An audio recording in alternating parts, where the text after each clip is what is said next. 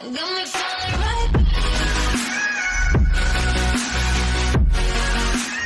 guys, what's going on? This is Travis. I want to welcome you back to the channel, or the kitchen, I should say. So, again, on this channel you see a lot of different reviews for a lot of different things, and I am a huge fan of kitchen gadgets, whether I'm going back to the 1980s with the Ronco food dehydrator, or the George Foreman grill, or the Snack Master sandwich maker. It seems like I've always been a sucker for those different kinds of kitchen devices. Well, my wife and I are trying to cut a little bit of fat out of our diet for 2019 and hopefully beyond.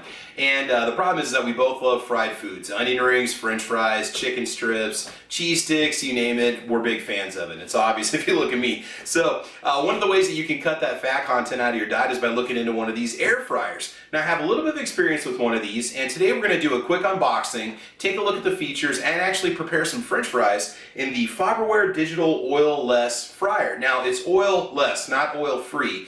But this kind of functions like a convection oven where it's going to circulate hot air as well as just a little bit of oil to give a crispness to your food, which is going to simulate deep fat frying. Now, we'll talk about the quick features on this item and get into that unboxing. So what do you need to know about it? Okay, it claims to have strong hot air convection, which we're going to test today. 3-liter capacity. It shows 3.2 liters when you check out the Walmart website. The price is $60.08 as of December 27th, December 28th, 2018. Digital touchscreen control panel makes it easy to use, somewhat intuitive for most people. Temperature selector between 150 and 400 degrees, and a dishwasher safe basket. It also features a 2-year unlimited warranty, which is definitely a bonus. Another thing that I like about it is the Farberware brand. If you don't know much about kitchen utensils and appliances, Farberware is a good entry-level, kind of lower medium price range company to buy products from, whether you're going utensils and pans or appliances. They're kind of the go-to, kind of a nice price point that most people can get into. So let's go and do a little unboxing real quick, and we'll just check out the overall build and quality of this thing, see if there's anything we don't like about it, and then we'll go from there. Oh, it also includes a recipe book with 25 recipes in it, and there are several Facebook groups that you can join, Pinterest groups you can join, just legions of people that use things like these air fryers and instant pots and stuff like that. So without further ado, let's go ahead and get started. Okay guys, I'm going to ask you to please excuse the mess in the kitchen. We're going to be cooking all day, and it's post-holidays right now, so we're burning through some leftovers and so on. It does say it has low odor, no mess, which is a good thing, because sometimes when you fry food with any kind of oil, it can leave a bit of a pungent smell in the air, fried grease smell in the air. So we've got your instruction manual. That's what it looks like here. Oh, this is the cookbook. Okay, we got your cookbook. Okay, we got your instruction manual. Got your instruction manual in Espanol. Okay, take the foam off the top. It is packaged really well. Unit does take up quite a bit of countertop space. I'd say between this and if you're maybe an Instant Pot fan, you're going to want to make sure you have adequate space available for something like this, or storage for it. It is not a small unit. It is fairly large. But again, we do have the larger capacity model, and the reason we decided to go that route was because there's 2 of us, and we want to make sure that we can make enough for just 1 serving for 2 people, and not have to run this thing twice as long. So again, the idea is to cut out fat. Doesn't mean you can necessarily eat larger portions. All right. So let's get the packaging off this thing. Again, this in full disclosure, this was given to us as a Christmas present, so we did not pay for it. But if there's anything we don't like about it, you guys are definitely going to hear about it here. Okay, it definitely has a sleek design. Almost kind of looks like a coffee percolator or some kind of a coffee pot. It is definitely a pretty good sized unit, and I'll try to get those specifications for you on it a little bit later on. Okay, it's got a nice sleek black plastic with chrome accents on it. It's got a vent fan on the back. We'll go ahead and run through the instruction manual on it and just let you know about the basic setup and operation, and we will go from there. The basket on this one, with that, when I say 3-liter capacity, is fairly generous, and it will take up to 2 pounds of food. And we're just going to be doing some basic russet potatoes today that we're going to be frying. Okay. There we go. So there's a little slider right here with a button you're going to push, and we will get into the instruction manual in a little bit, make sure we know what we're doing. That's basically the basket you're looking at. This kind of looks like maybe like a 3-liter, kind of a stock pot size, just to give you an idea as to what kind of size we're talking about here. It is a pretty decent sized frying pan.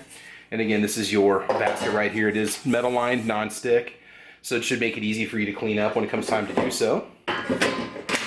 The plug itself, if you have an older house like we do, we don't have the traditional 3-prong grounded sockets throughout the entire house. Our kitchen has a few, but it is just a 2-prong plug, which is kind of nice, especially if you're running an older house or maybe you're doing some remodeling and so on and you haven't upgraded your electrical yet. Okay guys, so I did go ahead and wash off the basket and the basket holder with warm soapy water. It's always a good thing to do, and we'll show you the control panel here in just a second, but it does have preset settings for things like French fries, drumsticks, steak, fish, onion ring, shrimp, muffins, and cakes, and it tells you what the default temperature is going to be, what the default time is going to be, and you can adjust those if you need to. The first time that you use the device, excuse me there, you want to make sure that you run it at the highest temperature setting that you can for up to 20 minutes. You may notice some odor coming off of it. That's going to be the non-stick coating and the finishing substances that are used to build the machine kind of working themselves out of the machine. After that, you want to let the machine cool down completely and just kind of wipe everything off and then get it ready to use for the first time. So we're going to go ahead and do that. Let's show you the control panel and we will go from there. Now guys, I do want to tell you that the instruction manual on this is a little bit complicated, so you do want to make sure you take the time and get to use it, get to know how to use it before you really go crazy with it. You go ahead and just turn it on, and it looks like it's set for 400 degrees. You've got your temperature up, temperature down buttons on the right here. Okay, we're going to take it up to 400. Your time button is on the left side. Okay, so we're going to go ahead and take it up to 20 minutes because we want to let the thing, kind of heat itself up and get all those odors and everything out of it before we start using it. You got your manual modes you can go into, which bounces between French fries and drumsticks and steak and so on. It's going to be pre-programmed, all set to go. And you want to make sure you follow some of the recipes and do some research and experiment a little bit before you really get into it. Let's go ahead and turn the power off. Turn the power back on. Okay, we're back to manual mode. Nice thing about this is it does not take much time to set it up. There's no preheating involved. You basically just start it. So let's go 20 minutes, 400 degrees, and I'll come back in 20 minutes and let you know how bad the odors are or the smoke is that they talk about in the manual. Noise-wise, really doesn't sound very bad. Sounds just about as much as, say, a kitchen exhaust fan. It's not too bad. It's not too bad. If that's as loud as it's going to get, you want to make sure you keep the vent behind it nice and clear of any kind of obstructions too. Okay, so real quick, we did run it through its initial heating cycle, which you want to do before you use it the first time. Did notice a bit of a plastic smell, but nothing pungent or overpowering at all. Almost kind of smells like a ozone-y kind of electrical motor. But again, no smoke, no issues at all. If you ever notice the fan icon when it comes on, that's going to be on telling you that the circulation fan is on, because again, this kind of functions like a convection oven. If that fan icon is ever blinking, it's just telling you that it's getting itself back up to its optimal temperature. It's nothing you need to panic about. Also, with the unit itself, if you happen to have this not engaged completely and you don't have it out, fully, there is a chance that the unit's not going to turn on. It might not be running, or it might not start for you. So you want to make sure that you have the basket locked into place securely before you begin using it. Okay, so I want to show you one con about the unit. You really got to be careful with it, especially, let's just pretend you've cooked something, you've got a lot of hot food in here. You grab for the handle, the whole unit moves, it doesn't come out. You start messing with this button. Button has nothing to do with it, so just put your hand on top of the unit and just shake the unit from side to side. Shake the handle and it'll just come right out with no issues. If it has trouble coming straight out, well, it did earlier, okay? But if you just simply wiggle it, it's going to pop right out, okay? And then you use the safety button here when you want to pull out the basket with your food from the unit that holds it when you're doing your cooking. So we'll show you that here in just a minute when we make our French fries. Okay guys, so we want to show you how to get up and running as quickly as possible. So we're just going to go ahead and make a batch of French fries. So go ahead and turn the power on. And we're just following the cookbook that comes with the unit. You want to preheat the unit to 330 degrees. So we'll just let it go for 15 minutes. We can stop it at any time when our potatoes are ready to go. One thing about this, let's talk about what you're actually going to need for potatoes. So we have 2 pounds of potatoes that have been peeled and sliced.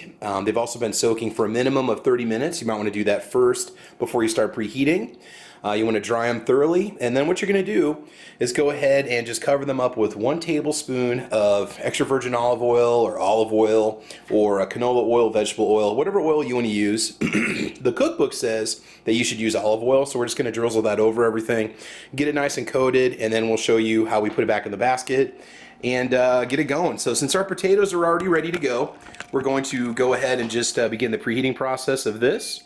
And once that's, wait maybe 5-10 minutes or so while the potatoes are soaking in the oil, and we will go from there. Okay, so pro tip, when that little fan light stops blinking, you are at your 330-degree temperature. At that point, you can kill the power and load up the basket, and we'll tell you the settings to go to cook it. But again, while it's flashing, that means the unit is preheating.